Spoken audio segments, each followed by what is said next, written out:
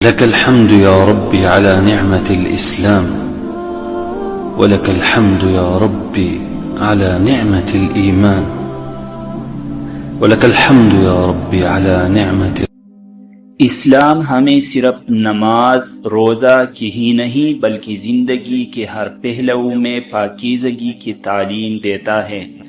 انہی میں سے ایک اہم چیز ہے رزق حلال، یعنی جو کمائی ہم کرے وہ جائز طریقے سے ہو، نہ کسی کا حق مارا جائے نہ دھوکہ دیا جائے۔ اسلام میں حرام کمائی کو سخت گناہ قرار دیا گیا ہے۔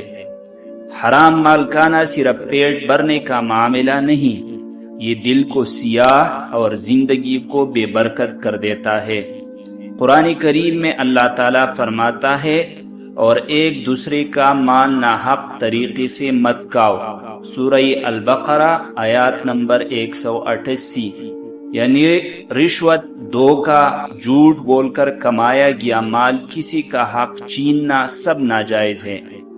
رسول اللہ صلی اللہ علیہ وسلم نے فرمایا، جو گوشت حرام سے بنا ہو جہنم اس کے لیے زیادہ لائق ہے، ترمذی۔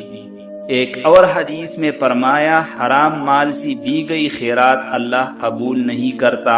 یعنی اگر ہم حرام مال سے صدقہ کرے، حج کرے یا خیرات کرے، وہ اللہ کے ہاں قبول ہی نہیں۔ حرام کمائی کی مثالیں: نمبر 1، رشوت لینا یا دینا، جھوٹ بول کر چیزیں بیچنا، ملاوٹ کرنا، کام چوری کرنا، تنخواہ لے کر ڈیوٹی نہ کرنا، دوسروں کی زمین یا حق پر قبضہ کرنا، یتیم یا کمزور کا مال کھانا، یہ سب حرام خوری میں آتا ہے۔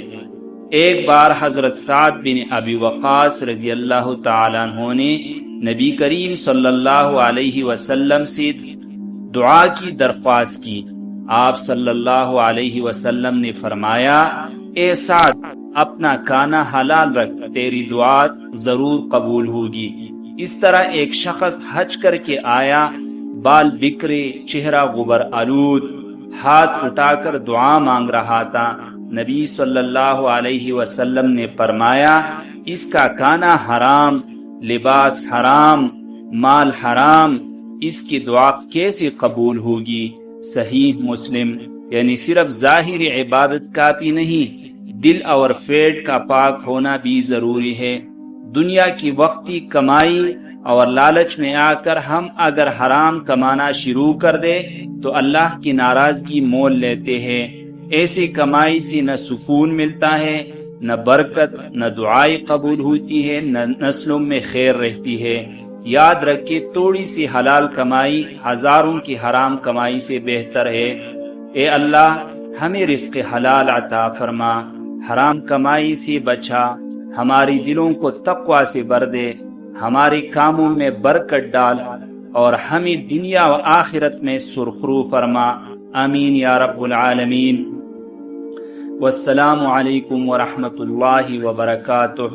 سمجھیں، عمل کریں، دوسروں تک اللہ اور اس کے رسول صلی اللہ علیہ وسلم کا پیغام پہنچانے کا ذریعہ بن جائے۔